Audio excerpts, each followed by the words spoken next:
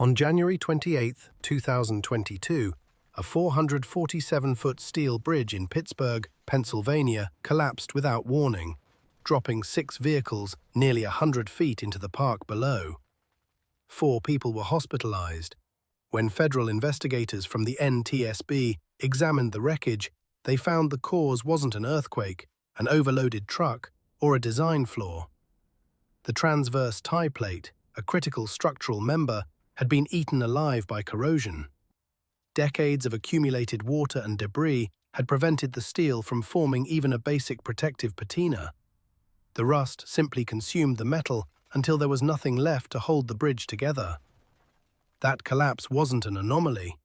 According to NACE International, the world's leading corrosion research body, the annual cost of corrosion in the United States alone exceeds $276 billion.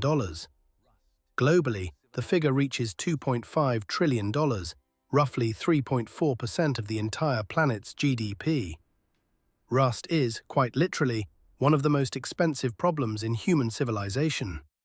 And yet, there is a chemistry, simple, cheap, and proven across 2,000 years of human history, that converts rust itself into a stable, protective armor at the molecular level. A chemistry that the US military has relied on continuously since World War II and still specifies in active military standards today. A chemistry that costs about as much as a cup of coffee. It's called phosphate conversion, and the reason most people have never heard of it has nothing to do with whether it works. Welcome to Historia Prime. Today we're going to trace this chemistry from ancient forges to classified wartime shipyards, understand exactly how it works at the molecular level, and I'm going to teach you how to apply it yourself. Let's go.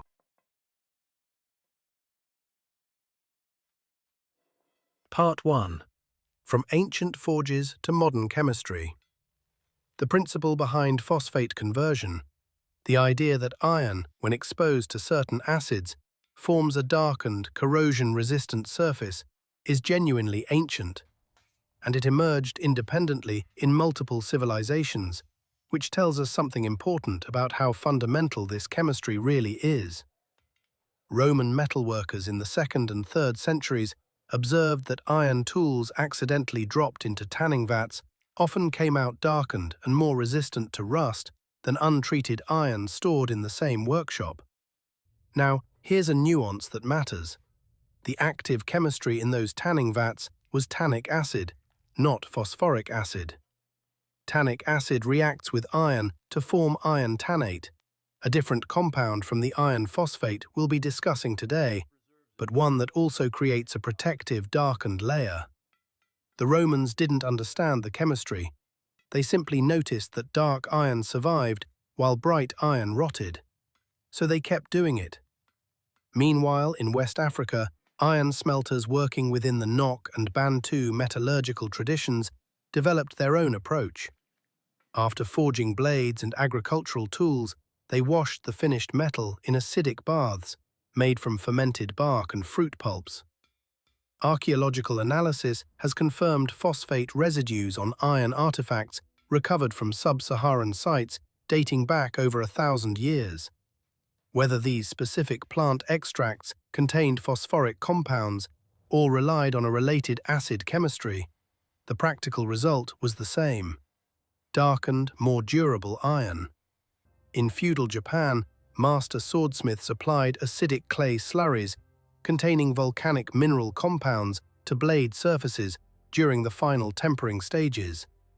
This created distinctive surface patterns that sword collectors still prize today. But those patterns weren't just decorative. They were evidence of a chemical conversion layer that enhanced corrosion resistance. 4 distinct metallurgical traditions, 4 different continents, 4 independent discoveries that acid-treated iron resists decay. They weren't reading each other's research papers, they were simply paying attention to what happened when iron met acid. Scientists call this convergent discovery, when separate cultures independently arrive at the same practical solution because the underlying chemistry is so fundamental that anyone who works extensively with iron will eventually encounter it. Nature itself performs a version of this chemistry. At waterlogged archaeological sites like the Roman fort of Vindolanda in northern England, researchers have found iron artifacts remarkably preserved under a blue-black mineral coating. That mineral is vivianite, hydrated iron phosphate, formed naturally when phosphorus released from decaying organic matter in the anaerobic soil reacts with the corroding iron. Vivianite creates a stable barrier that inhibits further corrosion, effectively sealing the metal for centuries. The same chemical family that ancient smiths stumbled upon accidentally, nature has been applying on its own timetable all along. Part 2. The birth of industrial phosphating.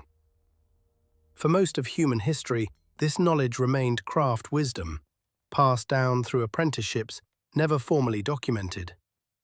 That changed in 1869, when a British inventor named William Alexander Ross filed British Patent 3119, the first formal patent for a phosphatizing process.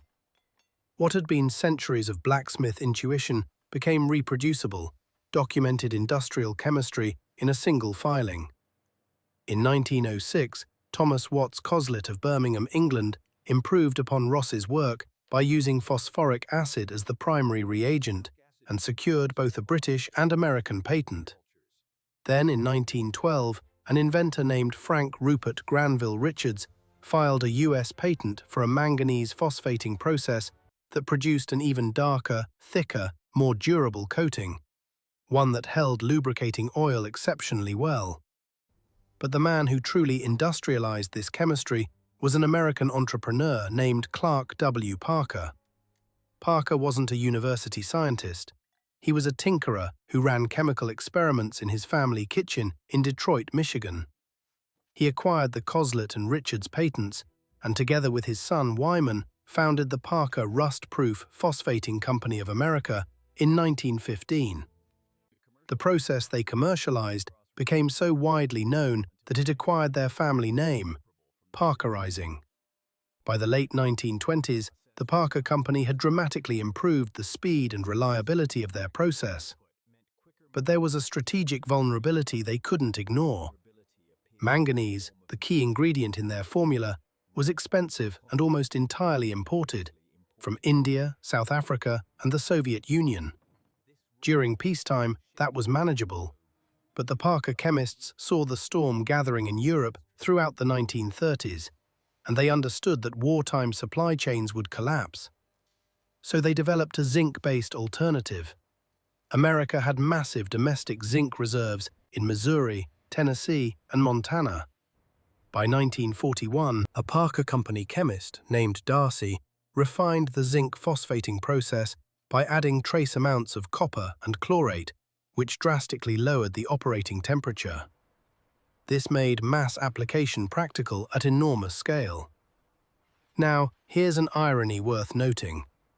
Clark Parker and his son Wyman were both convicted of investor fraud in the late 1920s and went to prison. But chemistry, unlike reputation, doesn't care about the character of the person who discovers it. The patents remained valid, the process continued to improve, and the stage was set for the largest military mobilization in human history. Part 3. 1942. When rust became a strategic enemy. When the Japanese attacked Pearl Harbor on December 7, 1941, the United States was suddenly fighting a two-front war across some of the most corrosive environments on Earth. The Pacific Theater combined salt water, tropical humidity, and extreme heat into what corrosion engineers call a severe marine environment, one of the most aggressive conditions that steel can face. An unprotected hull plate in warm seawater can begin losing structural integrity within months. At the same time, the War Production Board had severely restricted the use of critical alloying elements, chromium, nickel, and tin, reserving them exclusively for aircraft engines and heavy armor plate. This meant that standard infantry weapons, vehicle frames, and naval hardware were being manufactured from plain carbon steel with minimal inherent corrosion resistance. The military needed a surface treatment that was fast to apply, extremely cheap, tolerant of imperfect field conditions, and capable of withstanding constant salt spray exposure. Phosphate conversion coating met every single requirement. The scale of application was staggering. Every M1 Garand rifle, every 1911 pistol, every M1 carbine, tank track links, submarine components, watertight door hinges, all received this chemical treatment. The military codified the process under specifications like MIL-DTL-16232, which remains an active military standard to this day. Perhaps the most vivid example of this coating in action was the Smith & Wesson Victory model revolver. In mid-1940, the Navy realized it couldn't get enough 1911 pistols to arm all its personnel, so it turned to Smith & Wesson for a secondary sidearm, the .38 Special Military and Police Revolver. Early production Victory models had a traditional commercial blued finish, but bluing is merely a thin, controlled oxide layer that offers minimal real protection against salt spray. The Navy quickly discovered that a blued gun in a damp, salty cockpit was a liability, so they mandated a change. The new Victory models, distinguished by a V prefix on the serial number and a lanyard ring on the butt, were sandblasted and parkerized. The phosphate coating created a thick, microporous layer that held rust-preventative oil like a sponge. Approximately 352,000 Victory model revolvers were produced for U.S. forces during the war, and they became the standard-issue sidearm for Navy and Marine Corps aviators throughout the Pacific theater. Many aircrews preferred the lighter revolver to the heavier 1911, especially in the confined space of a cockpit with a shoulder holster. Marine fighter ace Gregory "Pappy" Boyington, commander of the VMF 214 Black Sheep Squadron, credited with 28 aerial victories and recipient of the Medal of Honor, carried a Parkerized Victory .38 as his personal sidearm. According to period accounts, Boyington was known to use that same reliable revolver to shoot out the lights at the officers' club after a few too many drinks. The gun kept working regardless of what its owner put it through, which is perhaps the best testimonial for phosphate coating anyone could ask for. Remarkably, the Victory model remained in active U.S. military service for decades, through Korea, Vietnam, and as late as Operation Desert Storm in 1991, with Air National Guard tanker and transport crews. That's nearly 50 years of continuous service from a wartime revolver, protected by a coating that cost pennies to apply. Part 4. The Science. How rust becomes armor. So what exactly happens when phosphoric acid meets rusted steel? Understanding this mechanism is what separates someone who blindly follows instructions from someone who truly controls the process. Iron, in its refined metallic state, is thermodynamically unstable. It wants to return to a lower energy state. When exposed to oxygen and water, it oxidizes, forming hydrated ferric oxides, which we call red rust. This rust is porous and expansive, occupying up to 6 times the volume of the original base metal.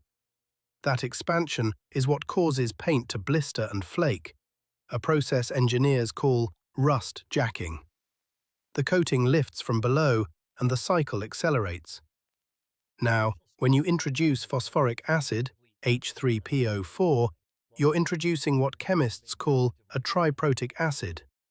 Each molecule can donate 3 hydrogen ions in a stepwise fashion.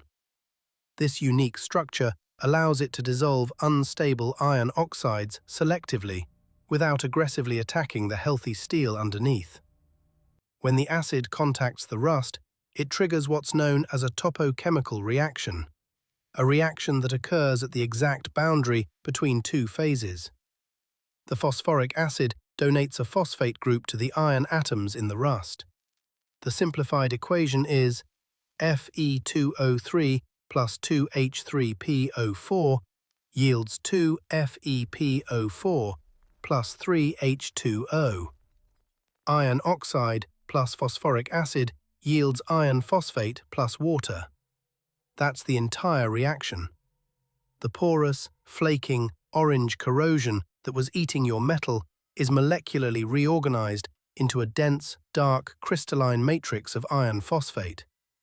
The new layer is dielectric, meaning it interrupts the flow of electrical current, effectively short-circuiting the electrochemical corrosion cycle that drives further rusting. The converted surface also has a distinctive texture, roughly comparable to 320 grit sandpaper at the microscopic level. This microporosity isn't a flaw, it's a feature. If you apply paint or oil over this surface, it grips with dramatically greater tenacity than it would on smooth, bare metal. You're not just covering up the problem, you've permanently transformed the corrosion itself into a stable foundation. Part 5. Why Nobody Told You. The Economics of Indifference. If this chemistry is cheap, effective, and has been proven for over a century, a fair question emerges. Why isn't it on every shelf in every hardware store? Why aren't contractors and homeowners using it as a default? The answer isn't a conspiracy. It's structural economics, and honestly, it's more interesting than a conspiracy would be. The global paints and coatings industry generates over $200 billion in annual revenue. Companies like Sherwin-Williams, PPG Industries, and AkzoNobel are publicly traded corporations with hundreds of thousands of employees, massive R&D budgets, and sophisticated marketing operations. Their business model depends on repeat purchase cycles. Paint wears off, primers degrade, rust-inhibiting sprays require reapplication every 6 to 12 months. Every coat that fails is another sale. Every surface that rusts again is another trip to the store. Now consider phosphoric acid. It's a naturally occurring compound. It cannot be patented. Because no one holds exclusive rights to it, no company can charge a premium price. Without premium pricing, there's no margin to fund marketing campaigns, to buy premium shelf space at Home Depot, or to sponsor the kind of lobbying required to get a product listed in the International Building Code. The International Residential Code, the document that dictates how homes are built across America, does not list phosphoric acid conversion as an approved corrosion treatment for exposed structural steel. Not because it was tested and found inferior, but because no corporation has the financial incentive to pay for the expensive testing and bureaucratic process required to get it included. Let me be clear about what this is and isn't. This is not a boardroom of executives scheming to hide a product from you. This is the predictable outcome of how markets work when a solution is unpatentable. When nobody can own the chemistry, nobody funds the marketing.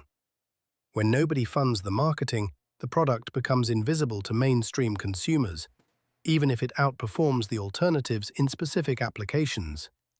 Now let me steelman the commercial products for a moment, because this is important. Off-the-shelf rust primers and spray coatings have real advantages. They're convenient, they require zero technical knowledge, they come with manufacturer warranties, and they meet building code requirements that contractors need for liability coverage. If you're a professional contractor building to code, or a homeowner who wants a spray-and-go solution with no learning curve, commercial products make perfect sense. Phosphoric acid conversion is a better fit for the hands-on person who's willing to learn a process and apply it carefully, and who values long-term performance over convenience. Part 6. Dye rust conversion. The step-by-step protocol. Here's where we put knowledge into your hands. I'm going to walk you through the exact process, the same fundamental chemistry that the US military codified over 80 years ago. Step 1. Source the acid. Walk into any hardware store. Head to the cleaning aisle or the concrete and masonry section. Look for products labeled rust converter, metal prep, or concrete etcher. The brand name Ospho is popular, but the brand doesn't matter.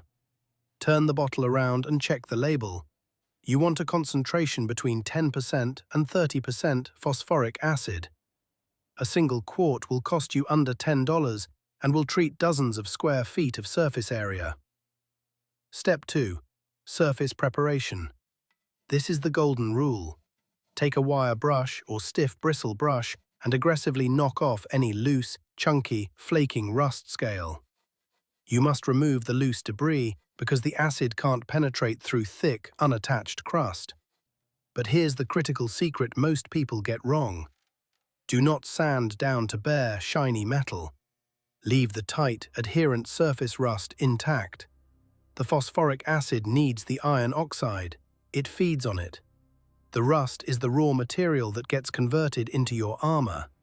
If you strip it all the way to bare metal, you've destroyed the very substrate the acid needs to work with.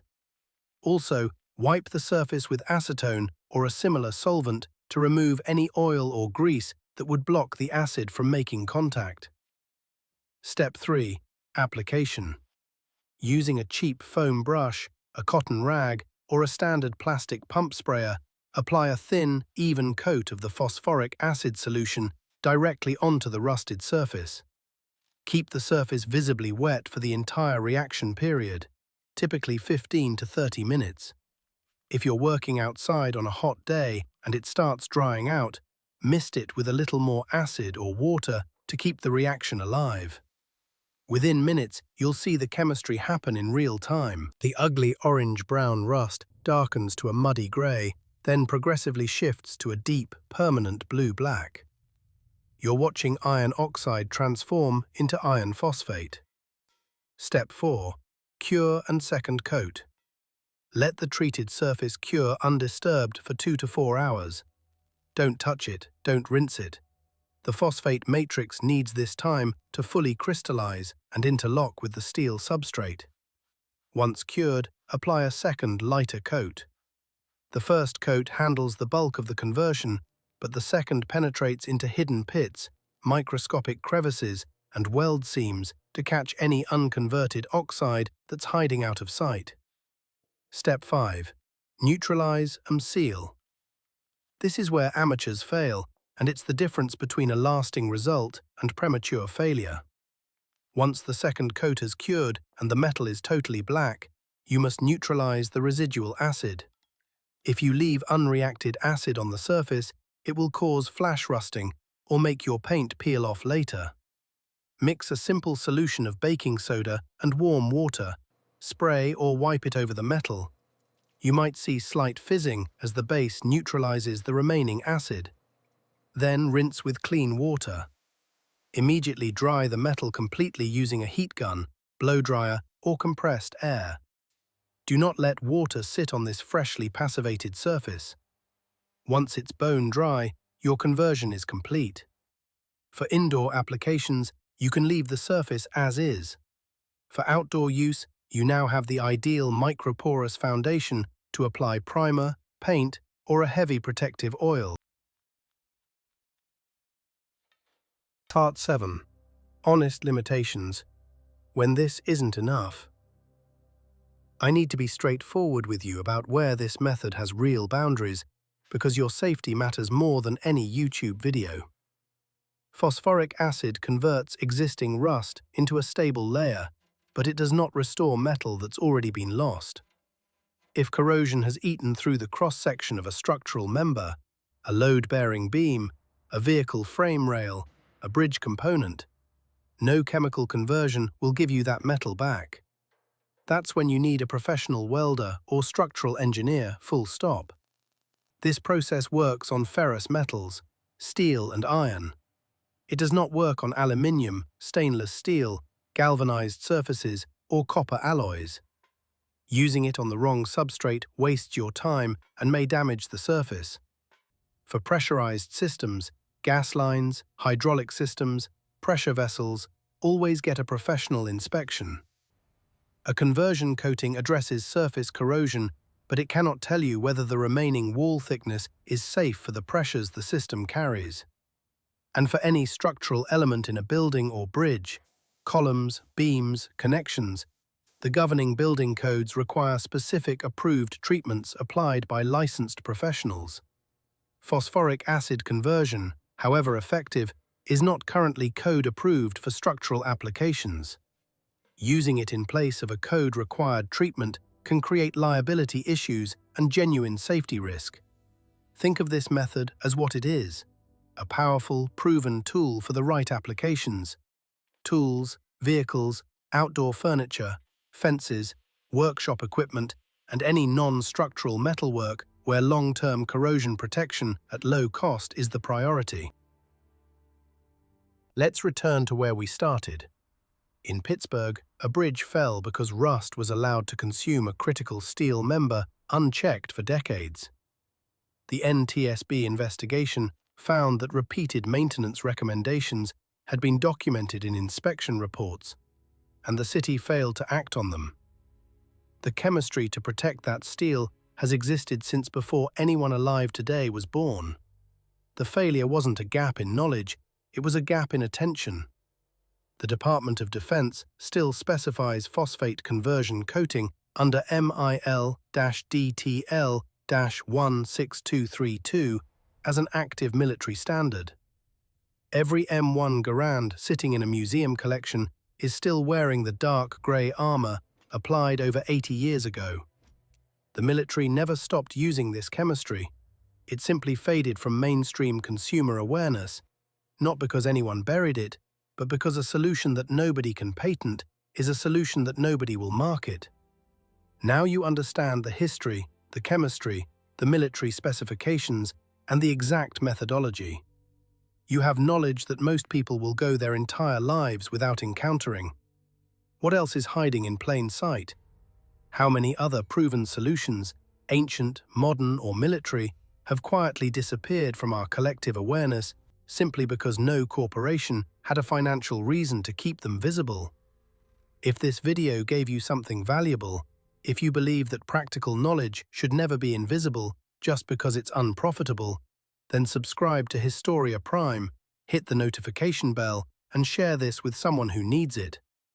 Send it to the friend with the rusted project car, the aging fence, the workshop full of tools that deserve better than a $6 spray can.